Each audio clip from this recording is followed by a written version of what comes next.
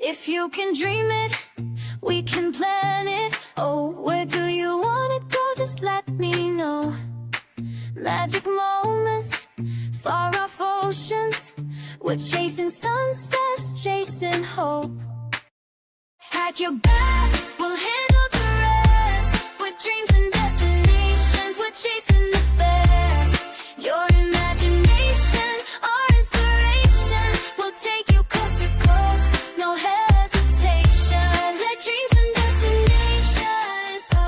Hello, everyone, and welcome back to another episode of Dreams and Destinations, a travel podcast brought to you by the agents of A Dream and a Wish Travel Co.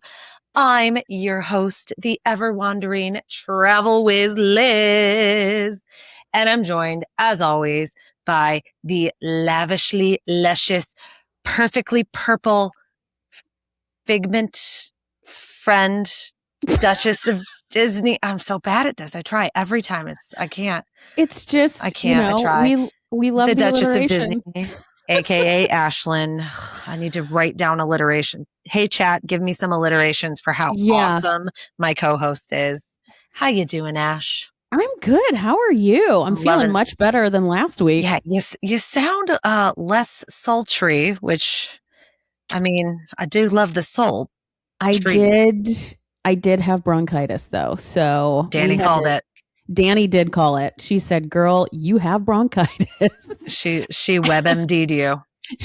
Danny MD'd me. Danny MD. Nice. They drugged you up though.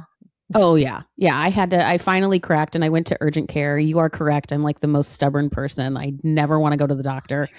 And so I finally went to urgent care and they put me on a, treasure trove of medications and I'm feeling much perkier now. So, and I'm in my, you listen to everyone. I know, literally everyone. Like 3 days into being sick, I started sounding really bad and they were like, "You need to go see the doctor. You sound like you're dying." So I love that you went the purple route and I went the pink route today. Like we're very like girly Disney today. Girly pop Disney fans over here. Fun. I couldn't do the ears headache today. I just needed a break. A break from the ears? Yeah. Sometimes the ears really hurt. They really do. Like something needs to be done. We need more comfortable ears. Do you remember when they had like the stretchy ones that they said they were like the adaptive ears, but they were actually like the most comfortable ears of all time, and then they just went away? We need something to be done with the ears because I can't handle the headaches. No. That's why I don't wear them at the parks ever, because I'm dying. If I do take them into the park, I wear them for like 2 pictures and then they come off. Yeah, you do it for the photo and then you throw them back in your bag. The fact that there's an entire market out there and Etsy, you can get them at the parks now, everything for everywhere. Ear holders to hook them to your bag because they know how many people take them off. Disney. You have to. You can't wear them all day long in a park. No. Make them more comfortable.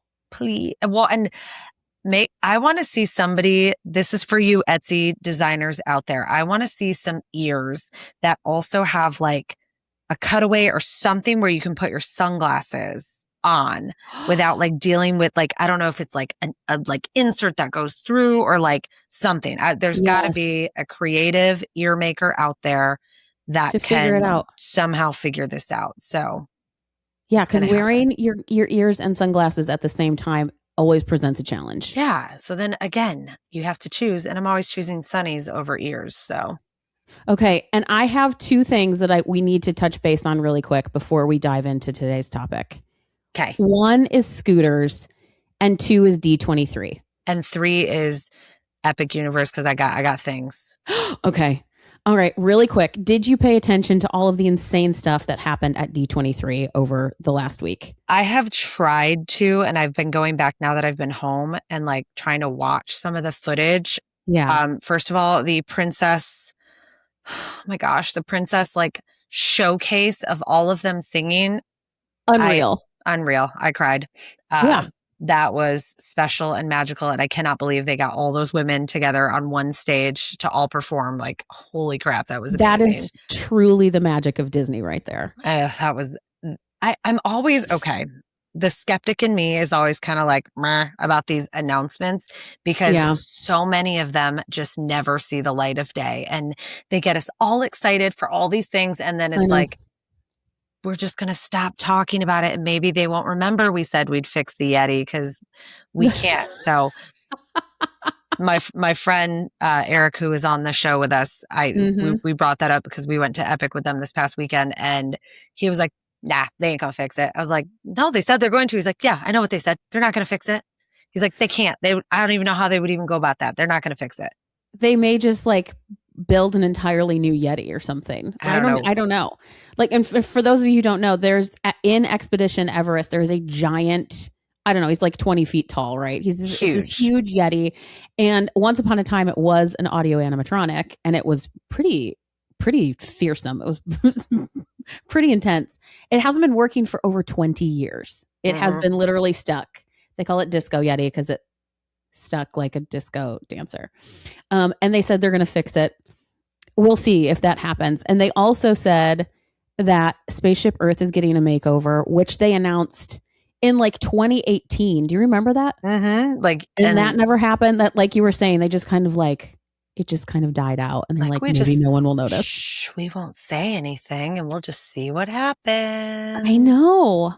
But anyway, D23 was pretty amazing. They announced a million different updates for like the Tropical Americas land with Indiana Jones ride in Encanto, and the carousel, and then over in Cars Land and Magic Kingdom, and Villains Land, Maleficent roller coaster. Hello, that is going to be so insane. Yeah, I thought the announcements for the rides that are going in the like already under construction parts, like that will happen. So that was that Maleficent coaster. I even think the dark ride under Evil Queen's castle, that's going to be so cool too. Magic Mirror ride. I'm very, very excited for Villains Land. That was probably my favorite announcement, was what they're putting in there. That looks cool. It's going to be insane. And then Monstropolis too. They announced that that's opening maybe a little ahead of schedule. And everything going in there, it looks really cute. So there were a lot of really cool announcements, new stuff coming to Disney World, Disneyland, Disney Cruise Line. They announced a new class of ships. I love what they're doing with that new class too. Yeah. So I was very worried when they said they had an announcement that they were going to go the like mega city route. And while those ships are really cool, and I'm very much looking forward to sailing on one of the Royal Caribbean mega ships, I think when you're a family cruise line, like the smaller class of ship is just so much better, because there's not 7,000 people on a boat and you're worried about where your kid is. Like I love they're so much easier to navigate too, you know. It's just an easier, it can get too big, you know what I mean? It can just get too overwhelming. And then the last thing I want to talk about with D23 was the Carousel of Progress remake, which I am still reeling about. Like I am having so many feelings about it, but they did announce that Bryan Cranston and Jamie Lee Curtis. I love that choice, actually. Yeah. They're going to be voicing the mom and dad in Carousel of Progress. So that is a very cool thing that's happening. We'll just have to see how that all plays out. I'm very curious how that plays out too, because the current, well, I guess former Carousel of Progress doesn't have really like any celebrity voices in it. So it'll be very interesting to have celebrity voices that we know who they are. Like you hear it and you know who it is. That I'm curious. I'm like you, where I understand the need for refurbishing, but I'm also like devastated, because that's one of my earliest childhood memories of Disney, is that ride. So but it's going to be okay. It's going to be okay. We'll just breathe. We'll get through it together. I'm sure it'll be amazing. We know it'll be amazing. It's Disney. We know it'll be amazing, but I will miss the nostalgia of the old ride. Okay. Really quick, scooters, and then tell me about Epic Universe. Have you seen this new trend? I just became aware of this. My husband has been sending me these memes. This is driving me up a wall, and it's something that you and I have talked about previously. When you go into a park, these scooters are all over the place. And if you need a scooter, have your scooter. This is not what that is about. There is this new trend where able-bodied people, just for funsies, are renting scooters to drive around the parks. And they are literally running amok and causing all of this havoc. We need to put a stop to this. This is insanity. This is pure insanity. Please don't do this. Please don't be one of those people. And here's the thing that bothers me. If you want to have a girls trip with like 2-3 girls, you want to rent the scooters and have a good time on them, I'm not totally against that, because that does look really fun. Where it becomes out of line is like the videos I've seen, it's groups of like 8 or 9 women. Mm-hmm. They are drinking and like partying it up and running into each other. There was one video where all the comments from the woman who posted it was like, we weren't even drinking, we were the sober ones. But then they had like 4 drunk people riding on the scooter as they drive around. Like, it's just very unsafe, because at the end of the day, Disney is still a family place, and there are lots of little kids and stuff running around. So I don't even care about like getting in, people being in my way. But when my daughter's out running amok herself because she sees Mickey Mouse across the way and she wants to go chase him down and give him a hug, and then this like entourage of scooters comes bolting down, because it's not like it's just happening in World Showcase or places that are like dominantly more adult, like they were doing it at Animal Kingdom. Like it's popping up a lot more, and I'm really hoping Disney puts some sort of rules in place to kind of navigate this a little bit more. And it's just it's a bummer for people who actually need the scooters, because people take advantage of it. So it's just, I feel like it's going to be another one of those situations like with the DAS Pass, where everybody got so mad because they had a hard time getting their DAS Pass when they've gotten it for years, because a handful of people were ruining it. And this is this all over again. I'm like, man, Disney just needs to, the second security sees it, trespass them, ban them, kick them out. They're going to have to put a crack. Okay. And it's one thing too, if you've got like, 1 or 2 scooters going down the road, but when you have a whole fleet of scooters coming at you and they're taking up like all of this space, that becomes an issue. Well, and that's what I've seen from the videos I've watched, is the entitlement of the people driving them is that they're in the road and everybody else needs to get to the side, because it's all a sidewalk. Everybody's walking on it. It's not like that's the road and you need to get to the side. Like that's everybody is walking on the same thing, but they're treating it like they're the car, like they're the traffic, and everybody needs to halt for traffic. Like, it's just, I can't. Anyway, don't be these people. And we have seen already where people who actually need the scooters are not able to get them because they're sold out, because this is this trend now where able-bodied people are coming in and renting out the scooters. So if you don't need it, don't rent it. Yeah. Okay. Tell us about Epic. Okay. We're going to need to do a whole episode on this for me to truly explain the awesomeness that was Epic Universe. Oh my goodness. But I will say this. First of all, Miss Q rode a roller coaster because she was just barely 40 inches, which I think they may have been generous on it because she was real close. And so they have this ride at Epic Universe called Minecart Madness, which if you ever played Donkey Kong Country as a child and you remember the level in the second world where you're riding in the minecart and jumping over all the broken tracks, and they have a roller coaster that is that level. And you're in a minecart, you're jumping over broken tracks, you're dodging bad guys. Oh my gosh. And she goes fast. Like, she goes real fast. So because we bought multi-day tickets, we went into Epic the night before and we walked back in that area and we watched the ride. Mm-hmm. And they're very strategic because all the really fast parts and the big drops and all that, they're all hidden like behind walls and indoors. So when we rope dropped the next morning, which, let me tell you, Helios, right there. We need a whole episode. I don't think I could ever I don't ever want to do a theme park not connected to it. I know I can't do that at Disney, but I will never go to Epic Universe ever again without staying there because it was Yeah. that convenient and that amazing to be right there. But so we rope dropped the next morning, went right to Minecart Madness because that's one of the longest waits in the park. And we were going to child swap with her because it was only about a 15-minute wait. And that, you know, you can just trade right there where you get on. And then she was tall enough. So we said, do you want to ride? And she'd watched the ride yesterday. And she said, yeah, I'll ride. I'll ride. And so she gets on. She goes, is it fast? I go, no, I don't think it's fast. My poor child. Did you accidentally lie to your kid? No, I didn't realize it went that fast. I forgot. Yeah, Because accidentally lie. I literally forgot it went that fast. And when we watched it, it didn't look that fast. But the first thing it does is you go around this corner, you're going nice and slow. And then you start to slowly go up this hill. And I'm like, okay, this isn't bad.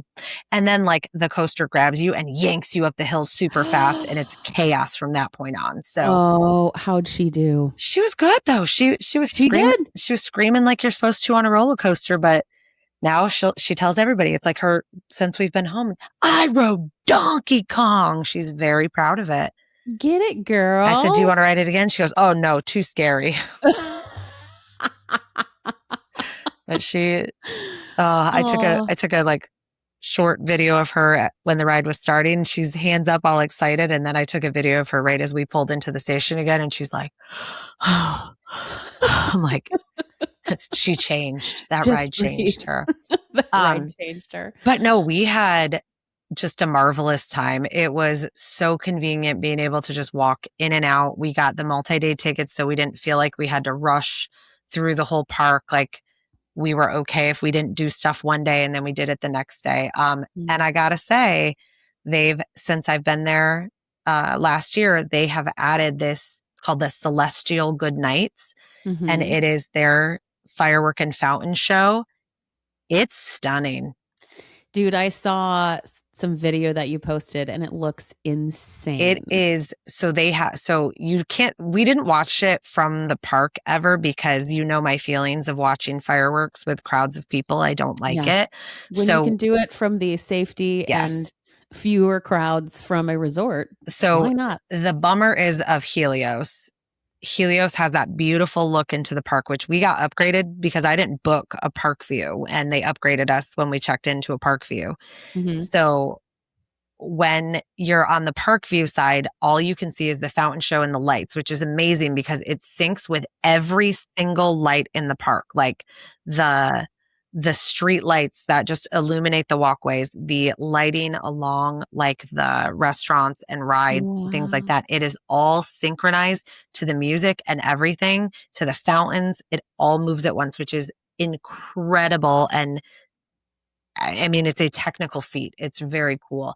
Oh my God. The fireworks, however, are launched from the back side of Helios. So if you're not on a park side, they launch them from a barge behind Helios. So we actually saw them like setting it up and everything. And when Danny and I stayed at Stella Nova, we could see the fireworks. So I saw the fireworks. I saw the fountain show. I just never saw the firework and fountain show combined. Together. Gotcha.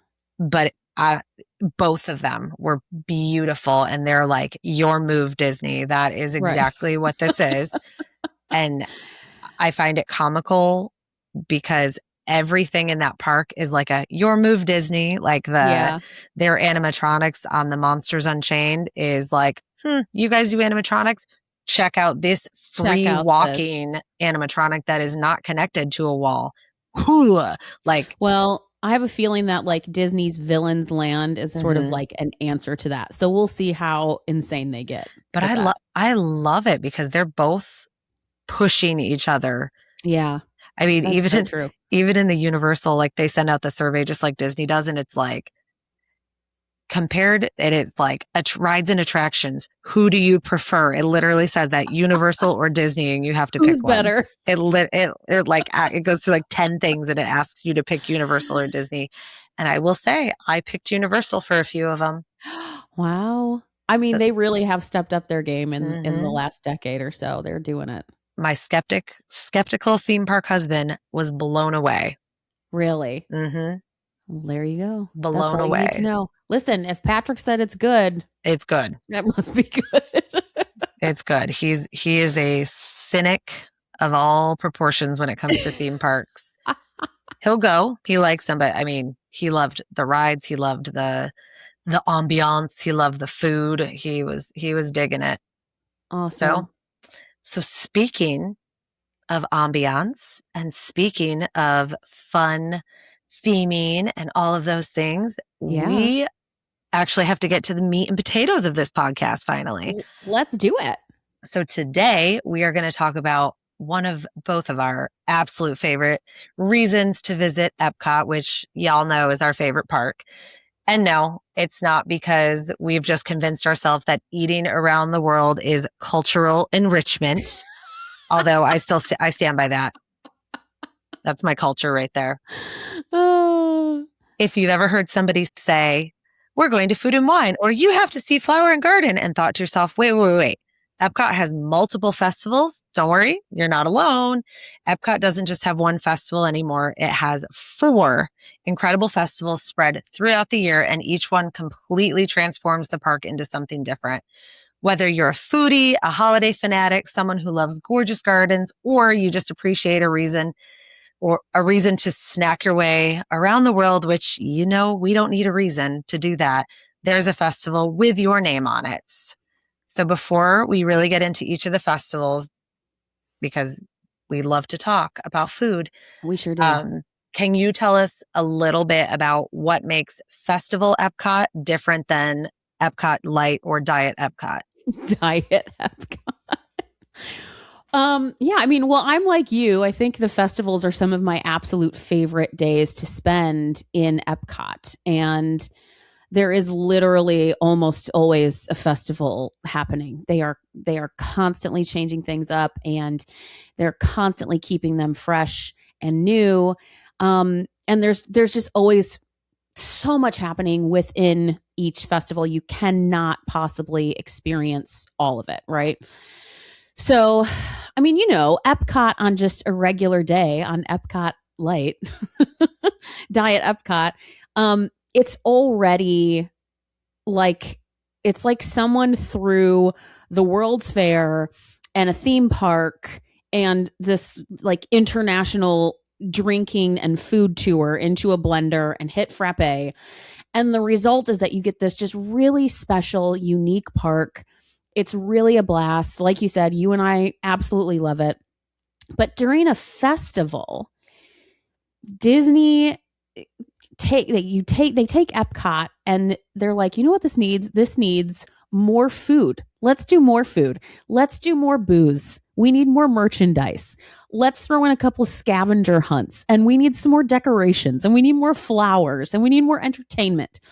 So in short, the festivals are Epcot on steroids. It's just more of everything. It's basically like a layer of an entirely new experience on top of Epcot. You get limited time food and drinks.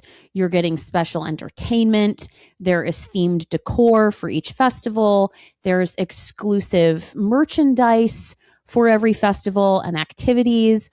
And like I said, it's constantly changing with the season.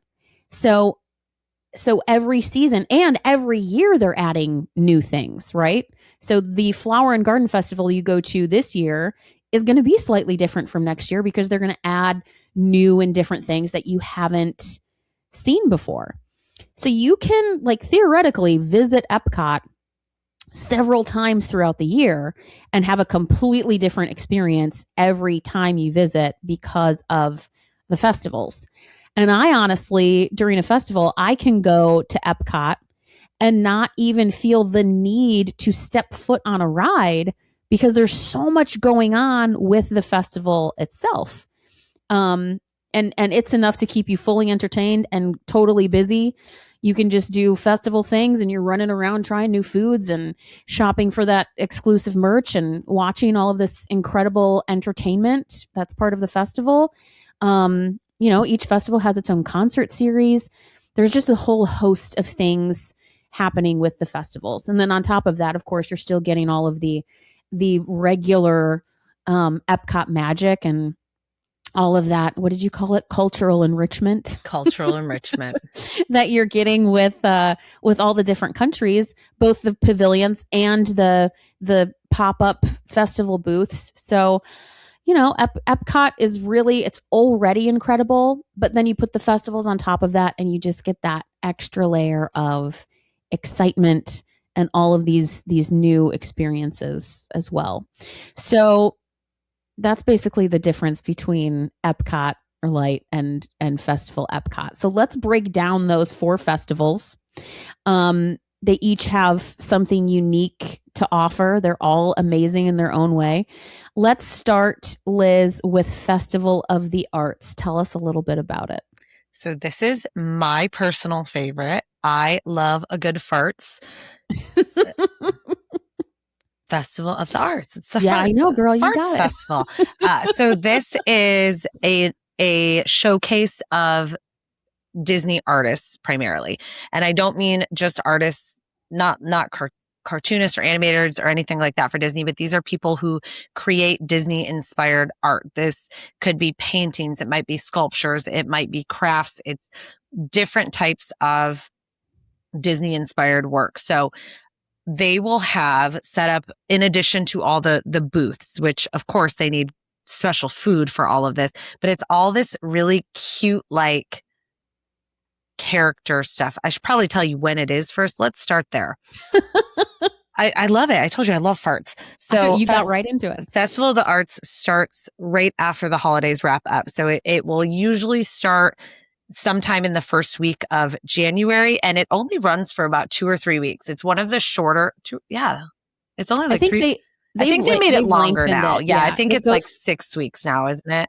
Yeah, it goes through February. Through February now. But that's right. It did get longer. I remember it used to only be those like 2 weeks in January though. And it was like, you get in, you get out, or you are out of luck. It was so short when they started. Yeah. But they had, you're right. They did extend it through February now. So they will have the booths with all these different food items, and it's not your typical food items. And what I mean by that is it is an artistic display of food. So if you are a foodie like me and you like watching Food Network shows, MasterChef, Chopped, those type of things, they always talk about plating and presentation and things like that. And that is kind of what the food and drink situation looks like during Festival of the Arts. It's very picturesque styled food. It's not just thrown on a plate and you eat it. It's like a cookie that looks like an animator's palette with frosting and a paintbrush that you can paint the frosting on your cookie. It's a grilled cheese sandwich in a very Andy Warhol style can of soup that you can eat. So it's all very like stylistic food. They do a scavenger hunt at this one. That one is, why am I blanking? It's not the bee. Is it Figment? It's Figment. It's Figment. Yeah, it's Figment. Yeah, Figment is the mascot for. So all of them will have Figment. Figment is the mascot of the Festival of the Arts. So you can go around and in all the countries you look for a little Figment hidden in a piece of art, and that's kind of the fun scavenger hunt you can do. They have Broadway artists that sing at the America Pavilion. So they always have a concert series during their festivals, but they bring in actual Broadway artists. So this could be someone who starred as the genie in Aladdin on Broadway. This could be someone who played the Little Mermaid in the UK leg of the Little Mermaid, but they are Broadway artists that perform. And then my personal favorite thing that they do is they have these local and artists from all over that set up these little tents and showcase their art for actual purchase. So they have these chalk artists that make these immense, like beautiful murals right on the bridge to the World Showcase. They have different artists that have their collections set up where you can buy prints or their originals throughout the park. I have purchased things in my inebriated state framed in my house now, because what are you going to do? You brought it home. So, but it's really cool because if you've ever been to any type of art festival, it's always so fun to walk through and just see all that art on display. And this is I mean, it's everywhere throughout the World Showcase. And most of these festivals have now spilled into that little pavilion between UK and Canada. They've spilled into a little bit of, like the Land and Future World and all, like they've kind of spilled in Communicore. They're over by Test Track. Like it's really started to expand more into the park. So most of the park is full of these festivals now. It's not just back in the countries. It's almost to the front of the park. So, I love Festival of the Arts. They have this free activity where you can paint squares on this massive mural that's it's like 30 feet long, and everybody can paint like 3 or 4 squares. And when it's done, it's like a huge mural, like a mosaic mural. It's just, there's so many very, very cool interactive things to do. It's just one of my favorites. And for the longest time, it was one that like nobody really knew about. So it was a very dead festival, but the word is out that it is amazing. And that's why they had to expand it, because it got so busy in those 2 weeks. So I think it's the little vignettes too, where you can go take your photo inside of a work of art. I forgot about that. Those are really unique to the Festival of the Arts as well. And then just to piggyback on what you said, to be able to meet some of these artists and purchase their work and have them sign their work for you, that is a very unique thing to Festival of the Arts. I think that is just so cool. Sorry, long pause. I was chewing ice and I muted my microphone because it was going to be like chomp, chomp, chomp. I ran out of my drink, so I had to chew the ice because I was thirsty. But anyways, so there you have it, Festival of the Arts. So we might as well just go in chronological order because that just makes the most sense. Yeah. Let's talk Flower and Garden. So I'm going to let you lead the charge on Flower and Garden because I know how much you love this one. I love this festival. So Flower and Garden, of course, this takes place in the springtime every year, typically from early March through the end of May or early June. Like Festival of the Arts, they just keep expanding these festivals and lengthening them because they've all become so popular now. And, it's in the springtime. If you can get to Flower and Garden during a window that is not spring break, I highly, highly, highly recommend it. Obviously, it's much less crowded and it just helps you to really experience and take it all in. It's just so gorgeous and relaxing. It's a very special one. So here's the deal. And I've run into this a couple of times with Flower and Garden Festival. I feel like people hear the phrase Flower and Garden and they're like, Am I just walking around looking at bushes? Like, what is this? What is Flower and Garden? Like, behold, a magical shrubbery. But it is so much more than that. They have to be spending an unhinged amount of money on the plants that they are using during Flower and Garden.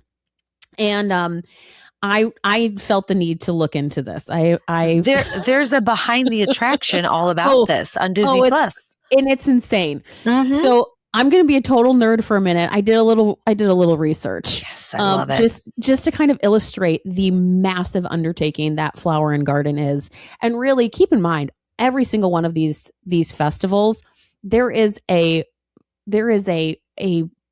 army of people putting these together that are just absolute geniuses and so creative, and I am so impressed by them. But anyway, so I needed to put some information together to tell you how they transform Epcot into a literal wonderland for Flower and Garden, and it was mind-blowing. And let me just preface this by saying this park is already stunning, right? Like all year round there are flowers. All year round, there is gorgeous landscaping that is themed to perfection. But this is what the amazing Disney horticulturist team adds specifically for Flower and Garden Festival. Okay, listen.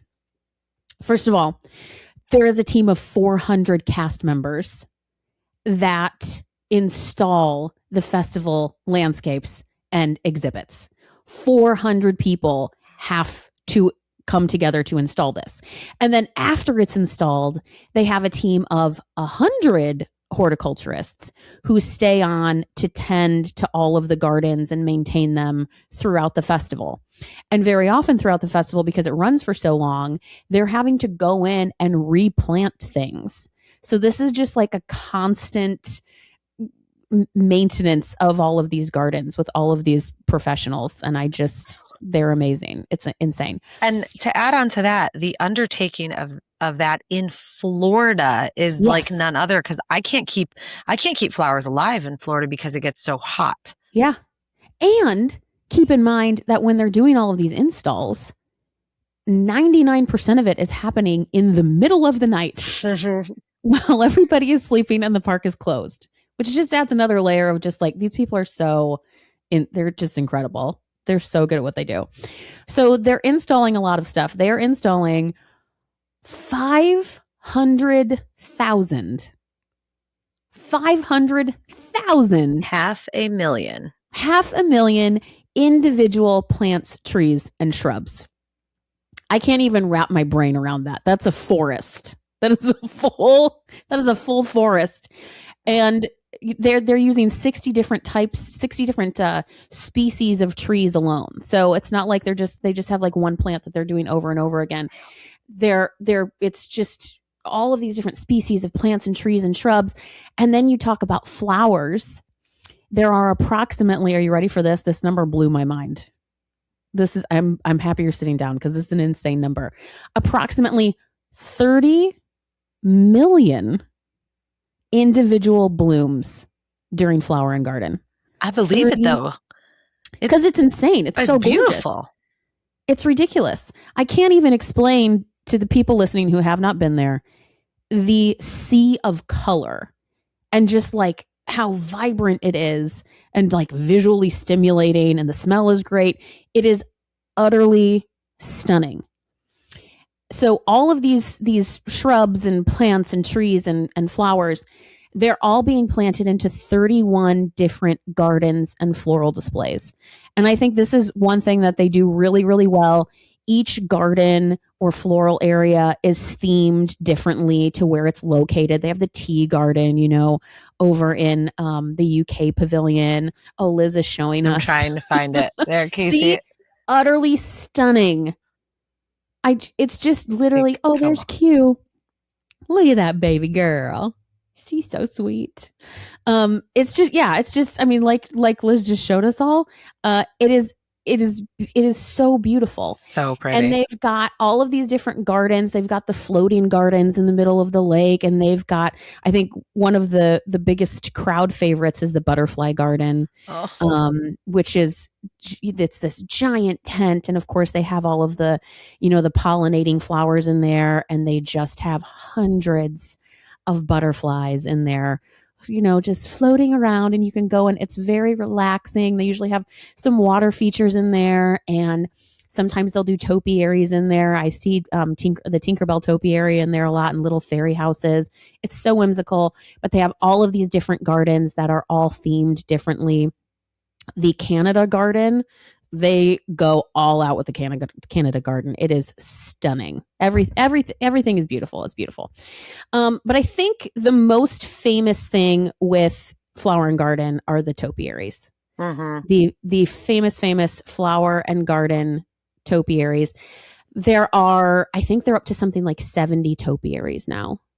And I'm not talking about, your grandma's topiaries that are just shaped into like a ball. You know what I mean? Mm-hmm. These are intricate, gorgeously sculpted topiaries that have been shaped into different Disney characters. And the characters are scattered throughout the park. And again, they're located in themed areas that make sense for them. So if you go to the France Pavilion, you're going to find Beauty and the Beast. Typically, Buzz Lightyear is going to be out in front of Mission Space. Figment is in front of his ride. Winnie the Pooh is usually in the UK Pavilion. Snow White's in Germany. So basically everywhere you look, you're going to see these topiaries, and they're giant. They're larger than life. They're so beautiful. There's always new ones coming out every year. I get so excited to see what they're going to do that's new every year. And they're getting more intricate every single year. All of them are made from 100% plant material. either living plants or like dried plant material. And it's just, again, it's so incredible and so inventive and so impressive how these horticulturists make this happen. It takes them months or even years to create some of these topiaries and get this done. I mean, they're literally training individual little strands of a plant to grow in like the shape of Moana. You know what I mean? And meanwhile, I can't even get my basil to stay alive. So it's just it's just really impressive to me, the whole undertaking. So anyway, visually, it is, I think, the most beautiful time of year to be in Epcot or any park, really. It's just really, really stunning. And on an important note, it's not just, like I said, it's not just shrubberies. It's not just plants.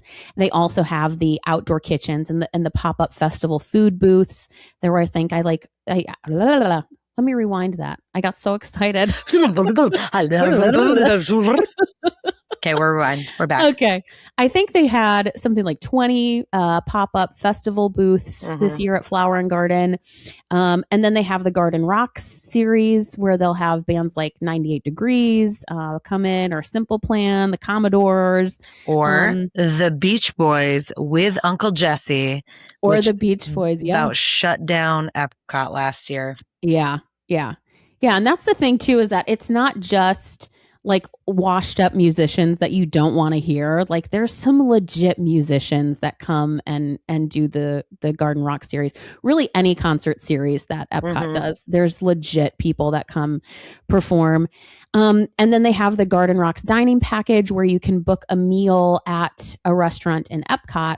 And then you get these reserved seating areas in the Garden Rock show later that day, which, if you're wanting to go see Uncle Jesse with the Beach Boys, it's packed. You're going to want a reserved seat. I mean, otherwise there's no way you're getting in. They also have the Garden Graze, which is kind of like a scavenger hunt for adults, where you get a festival passport. And then you go around and you try different foods from around the world in the different booths. And then you can redeem your passport at the end. You get stamps and everything. And then when you turn it in, you get a little prize. I love that Disney has literally turned snacking into a game. I think that is such a beautiful thing. I was realizing I didn't talk about the one for Festival of the Arts, and I can't for the life of me remember what that one's called. I can't either. But every single festival, just note, I need to look it up. There's you look that up. I'll keep talking. And then there's a scavenger hunt for kids with Spike the bee. And last time I was at Flower and Garden, I heard these people like, who in the heck is Spike? Who's Spike the bee? Who is this bee? I've never seen this bee. So he's an adorable bumblebee that is originally from Donald Duck and Pluto cartoons back in the 1940s and 50s. So he's not just some like rando made up festival mascot. He's been around for a while. He's a legit character. But he has his own scavenger hunt called Spike's Pollination Exploration. And you search for the little statue of Spike throughout the park, throughout the gardens. You place a sticker on a map, you redeem them, you get a prize. They love the stickers on the map and a prize. Another scavenger for anyone who is wanting to do this because they really want the prize, but they're like, I just don't have time to do all that. If you go and buy your map and say, hey, I'm not going to do this, can I just have my prize? They'll give you the prize. It's not nearly as fun. Right. But when you've made it 3 countries in and your daughter's losing her mind, but she has to have that frozen plate, you just go in and ask and they'll give it to you. You just go. You just ask. It's fine. And they have another scavenger hunt because it's Flower and Garden is during the Easter holiday. So they have one called Extravaganza. That one is one of my favorites. It's so cute. They have these giant painted Easter eggs throughout the park. Last year they had like bunny rabbit characters on them, like Thumper and Judy Hopps. White Rabbit. Sometimes they change it up, the different characters, but you go scavenger hunting and searching for these eggs, and then you turn it in and you get a prize. But there's special play areas for kids. There's festival merch with every festival. There's exclusive merch that you get for Flower and Garden. There's a lot of Orange Bird merch and Spike the Bee, Alice in Wonderland. So that is Flower and Garden. As you can tell, I'm an absolute nerd for it. I love it And so the much. Festival of the Arts Yes. food challenge is called the Wonderful Walk of Colorful Cuisine. You couldn't remember that, Liz? I could not. That is I like knew it was like all really artsy. Like I knew it was like all super different artsy foods, like really pretty food. And it was like really, really bright color because I specifically remember that painter's palette cookie was on that. One of the things I love that they've changed about those eat around the festival like challenges that they do. Do you Yeah. remember it used to be like 5 things and that was it? Like you had to Yes. get those 5. And I remember one year I was doing the Garden Graze one, which important to note, the Garden Graze is 100% vegetarian food. There is no meat, no dairy. It's all vegan. Yeah. No, I think there might be dairy. I don't know, but it's all vegetarian food. I can't remember honestly. I can't remember either. And one year they had one it was like a plant-based shepherd's pie. It was awful. It was one of the worst food items I've ever, but like, I didn't know that. I was just trying to finish the stupid Garden Graze. And I took one bite of it and I spit that puppy out so fast. It was awful. So I like that they've kind of altered that now where you might have to get 5 stamps, but you have like 8 to 10 options to choose from. So if you see a plant-based shepherd's pie, you can say, I'm not touching that with a 10-foot pole, and you can get something else. Because some of the items I remember on that, the Garden Graze was like street corn on the cob that they're grilling up right there. It was so good. So I want some of the food, just not all of it. Okay, so Festival of the Arts scavenger hunt is called The Wonderful World of Colorful Cuisine. Wonderful Walk of Colorful Cuisine. I would never remember that either. That's a long one. All of their scavenger hunts tend to have very long names for some reason. Except for food and wine. Oh my goodness. All right, we're moving on. Let's move on. Food and wine time. It's food and wine time. Lay it on us, Liz. So this is the OG of Epcot festivals. So when people who aren't overly familiar with Disney think festivals, their minds instantaneously go to food and wine. This was another festival that Epcot released. Oh my gosh, it had to be in like the 90s. It was a long, it was like 96. It was a few years after the park opened. Yeah. And it was only like 2 weeks long. And the park was at capacity for almost every day of this festival. It was so popular. It was the original bring out the different food booths with and this when it first came out, and even as it grew, the festivals were so small at that time. Remember, they used to set up and tear down the food booths in between festivals. Now they just stay there all year. They just board them up.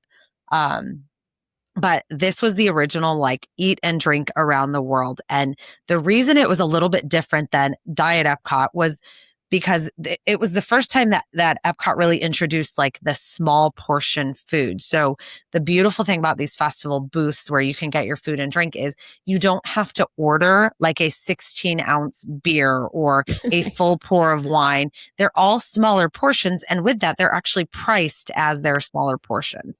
So sometimes we talk about how expensive Disney is, but these little snacks and these drink portions, they're in that like $6 to $7 range. Some of them upwards of like $10 now, depending if it's like steak, lobster, things like that. Right. But you're not shelling out $15 for a snack because it's just this small little like amuse-bouche almost. So food and wine, because of its popularity and because of this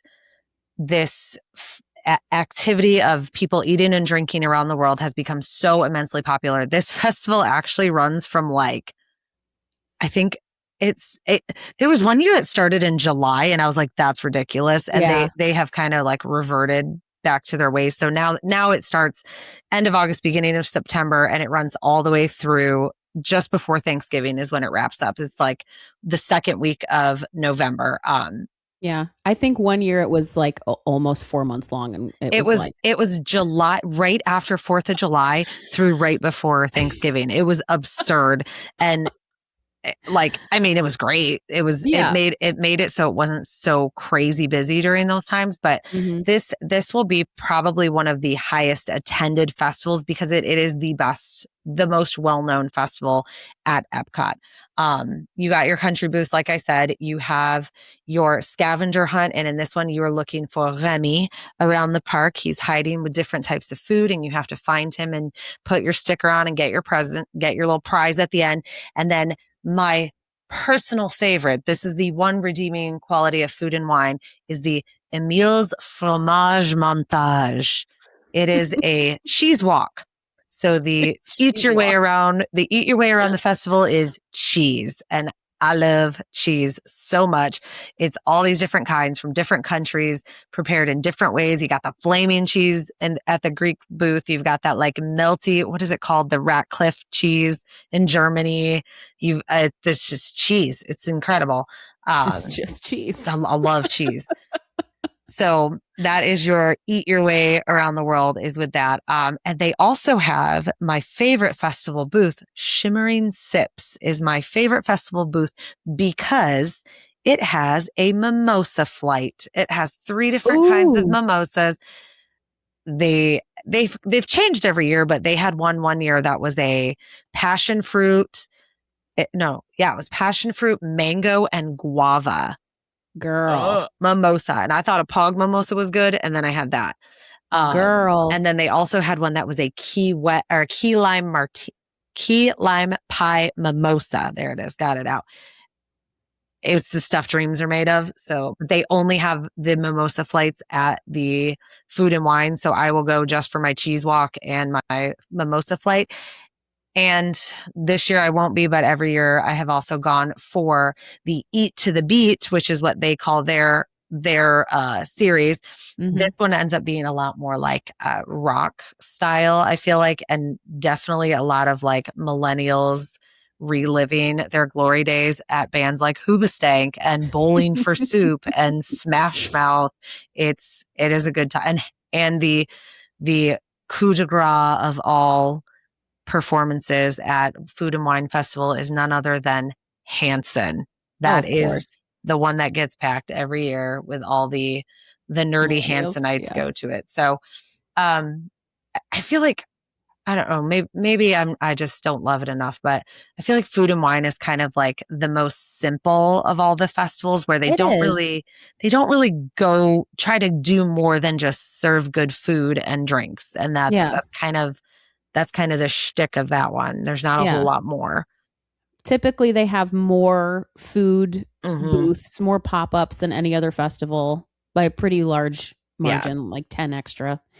But yeah, I think you're right. I think it's very just food. Obviously, it's just very food and beverage focused, and there's not a whole lot going on outside of that. There's no extra besides the concert series. There's not a lot of extra stuff happening. Yeah. So, but I mean, it's fun. It's definitely, if you're a foodie, they just released the menus for this year. Have you seen that? Oh yeah. Stunning. Oh, what's the one I'm looking at? I have it on my Instagram right now because I was looking at it. Where is it? There is I can't quite tell what it is. They got my Shimmering Sips. See it right there. My Shimmering Sips mimosa flight. Yummy. But then there was, they have this place called The Wedge at Communicore Hall, and they are bringing back, do you remember the mac and cheese booth right around COVID? Did you ever get to try this? Oh my God. They had this booth. I think they've only had it for like 2 years maybe, and then it was gone, where all it served were different like specialty mac and cheese. Oh my gosh. And it's back. I mean, that's what this picture looks like to me. It looks like different mac and cheese and charcuterie plates, which all of those things sound right up my alley. Girl, come on, Food and Wine. Yeah. So I'll tell you one thing I miss about Food and Wine. When probably 10 plus years ago now, 10, 15 years ago, they used to have celebrity chefs come and do demonstrations. I know, that was so cool. And they even had one year, I remember I got so excited because I used to watch all kinds of like home renovation shows on TLC and all that jazz. You remember like Trading Places and all of that? They used to have some of those designers come in and do like home decor stuff too in tandem with Food and Wine. It was so much fun. We need Oh. more of that. Bring back the celebrity chef encounters. That was so cool. Put Gordon Ramsay in the UK and you will sell out that park that day. Yes. Be like, get over here, you donut. I love it. I love it. So, all right. I feel like, so Food and Wine is what's happening August 27th, I believe. So it opens in about a week. Let's break down the last one, because this is I would say this is like the merriest of festivals, but of course it's very unique from the other ones as well. So tell us a little about the Festival of the Holidays. So, I mean, y'all know I'm a Christmas girly. I literally listened to Christmas music today while I was working, actually. And I will leave my Christmas decor up for literal months. Come at me. I don't even care. So obviously Festival of the Holidays is just pure magic for me. And it's no secret that Disney just in general, they just do the holidays to perfection. They have nailed it down from November through New Year's. There is not a single place you can look in Disney World that does not have holiday decor all over the place. And I'm not talking like a strand of garland. It's like massive 70-foot tall Christmas decorations, Christmas trees, oversized ornaments that are like the size of cars. It's just insane. Twinkle lights everywhere. It looks like the North Pole threw up in Disney World. It makes me giddy. It's so pretty. So of course, Epcot is the same way, right? There's giant trees. There's poinsettias everywhere. There's an 8-foot tall spaceship Earth gingerbread replica that's fairly new within the past couple of years. And each country pavilion is decorated to the nines. And I think that is one of the coolest things about holidays at Epcot, about Festival of the Holidays. You get to experience the holiday season from all of these different cultures. And they have the pop-up kitchens with the seasonal dishes from around the world, because, if we're at a festival in Epcot, we are eating. That's just how it goes. And so in World Showcase, you have those dishes and everything, but you also have, like I said, every country is decorated, and they're either decorated for Christmas or for another holiday that takes place during that same time of year in that country, because obviously not every country is celebrating Christmas. But I think one of the coolest things that they do to help you really experience and get into the culture of the different countries is they have the storytellers.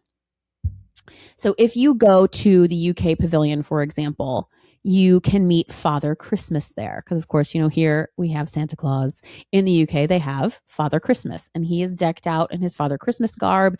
And he's walking around and he's telling you about, their version of Christmas, how they do things, what they do in their culture, and different things that we don't necessarily have here in the States, right? If you go to the France pavilion, you get Père Noël. If you go to Italy, you get La Befana, which is the Italian Christmas witch. So everywhere you go, you're getting these different storytellers. I think the Hanukkah storyteller is amazing. They're always sharing like the customs of the Festival of the Lights. There's also the L'Chaim holiday kitchen where you can get latkes, and my favorite, the black and white cookies. I love those so much. There's a Kwanzaa show in World Celebration. I cannot recommend this enough. It is an absolute party. These performers are utterly insane. They're so good. And there's just a lot of singing. They blend like gospel and R&B and soul and jazz. And they do celebrate both traditions of Christmas and Kwanzaa, but it's very Kwanzaa focus. And the whole thing, it just slaps. It is so good. Like, it's so good. Must do. But there's lots of holiday entertainment all over the place. In the American Adventure Pavilion, you can go see the Voices of Liberty, and they are all decked out in like Charles Dickens attire, like they just walked out of a Christmas Carol. And of course, they sing a cappella all of these stunning Christmas carols for everyone. It's my favorite time to go in and listen to them. It's just so cozy and nostalgic and beautiful. I love it so much. But the big daddy of Festival of the Holidays is, of course, the candlelight processional. And this is something that they do every night at the American Gardens Theater. There's a celebrity narrator that comes in and tells the story of Christmas. And they are accompanied by just this massive choir and literal like herald trumpeters, like and a 50-piece live orchestra. It is just the most goosebump inducing thing that I think I've ever seen in Disney. And I know not everybody celebrates Christmas, but I highly suggest going to see it because it is the production value is unreal. And they always have, I mean, when I say celebrity narrator, it's not like some D-list random child actor that no one's heard from in 40 years. It's like Brendan Fraser. And that's who I saw last year. I loved him. You did? I think he was the favorite Fraser from last year. Oh, he was fantastic. Yeah. Neil Patrick Harris, Brie Larson. I had Pat Sajak one year too. It was awesome. And then I had oh my gosh, the guy who sings Happily Ever After. Why is my brain blanking? Jordan something. Oh, Jordan Fisher. God, thank you. I was like, Jordan Sparks? No, that's a girl. Yeah. So it is just truly one of the best productions that Disney puts on. Mm-hmm. And if that doesn't make you feel the holiday spirit, you are a Scrooge. I don't know what else could, because it is the most unbelievable performance that they do. And of course, there's dining packages for it as well. You can also go in and meet Santa Claus himself at Communicore Hall, just like you would go in and meet Mickey Mouse. Living with the Land, of course, I love this. They do glimmering greenhouses, which is ridiculously cozy and charming. So beautiful. It's the same ride. They just fill it with beautiful Christmas lights, and it's all twinkly and sparkly. And it is 5 stars, no notes, utterly perfection. I love it so much. Of course, there's scavenger hunts. You can go look for Olaf. And there's also, they do the holiday cookie stroll, which again is let's turn eating into a game. You get your passport booklet, you get your stamps, you redeem for a prize. You get to eat all of these holiday cookies from around the world. And then of course there's holiday merch. But okay, I have thoughts about the cookie one, because this one makes me chuckle more than any of them. Yeah. Because this cookie stroll, the size of the cookies you get on this cookie stroll, they're like as big as my face. Yeah. All of them. They're massive. And this past year, they finally got smart about your prize. But it used to be you did this cookie stroll and ate these 5 massive cookies and your prize was a cookie. I was like, what are you doing to me? I'm dying inside. I'm just rolling out of Epcot at this point. Because the cookies are huge. So this past year, I didn't know they had changed the prize, but we did. We do it every year because my daughter loves that one. And this past year, the prize was a little thing of M&M minis and a spatula with a recipe for making cookies attached to it. And I was like, perfect. So much better, because the cookie, every year I'm like, okay, another cookie. I did it. Got another cookie.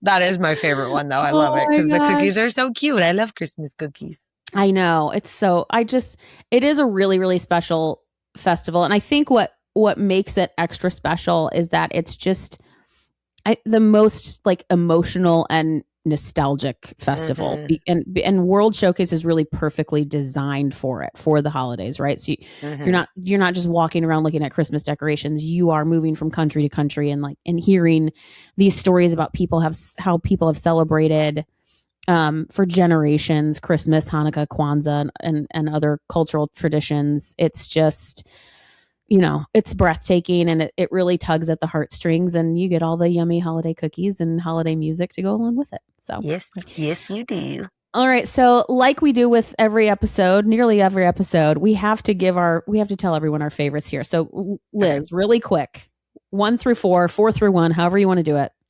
Rank your festivals. Okay. Number 1 is farts. Followed very, very, very, very closely by Flower and Garden. Those two I just love them. 3 is Festival of the Holidays. And the only reason I don't put this in one of my top 2 is just because the crowds for this one is really Crazy. big. This is because it's only during those like really busy holiday weeks. So it's chaos. And then coming in dead last is food and wine. And again, it's just because there's not much other than food and wine, which all of them now have those things. So that's my order. Farts, fag. What?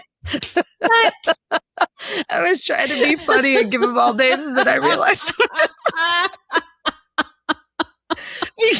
it's Flower Garden. We can't give it a nickname. Oh my God. Oh. Try again. I hope everyone makes it to the end of our podcast, because by the time we hit that hour mark, the wheels fall off. The shenanigans just Especially because when we record these, it's typically pretty late in the evening, so we're just delirious at some point. Oh my God. Don't cancel me, Disney. I'm sorry. No. Oh no. Okay, go do your order before I say something else offensive on accident. My order is almost exactly the same as yours. Food and wine is number 4. Festival of the Holidays is number 3. I just would switch my 1 and 2. So farts is number 2 for me, and flower and garden is number 1.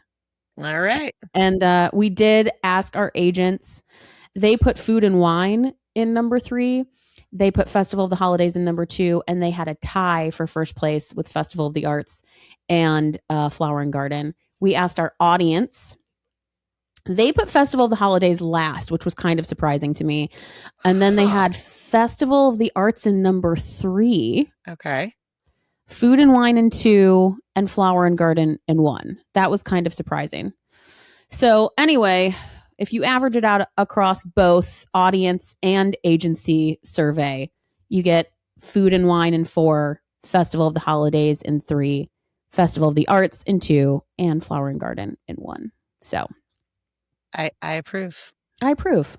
They're all great though. Honestly, if you can, go experience all of them, because like we said earlier in the show, they are all so unique, and they offer you a completely different flavor of Epcot every single time you go to a different festival. They do. It's so pretty too. I love it. All right. Well, Elizabeth, I think that's all the time we have for today. Stop me before I say something else. I'm fine with that. We need to get you to bed, girl. Come on, Grandma. Let's get you to bed. Yep, that's where we're at. So be sure to follow along and subscribe to Dreams and Destinations on Spotify, Apple Podcasts, and YouTube. Remember, new episodes drop every Sunday at 7 p.m. Eastern Standard Time, so come back and see us next week for more. And if you don't already, or if you unfollowed us because of the comments I made on accident, please follow us again on Instagram and TikTok at Dreams and Destinations Podcast. And don't forget to follow A Dream and a Wish Travel Co. on social media. You can visit our agency website or any of our Instagrams to request a vacation quote. And the links, as always, are in the show notes. Thank you all for listening. And remember to tune in next week for an all new episode. Ta-ta. Au revoir.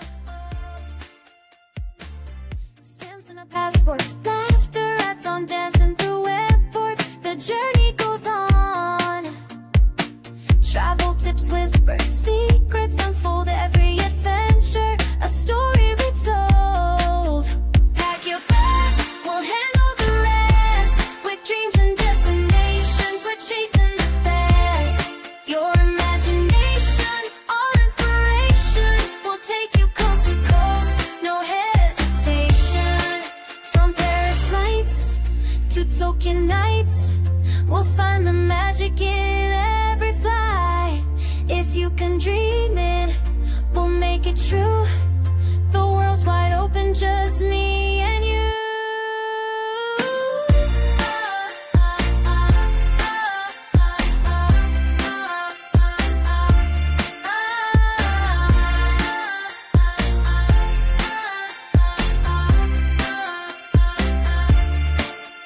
Pack your bags, we'll handle the rest. With dreams and destinations, we're chasing the best. Your imagination, our inspiration. coast to coast, no hesitation.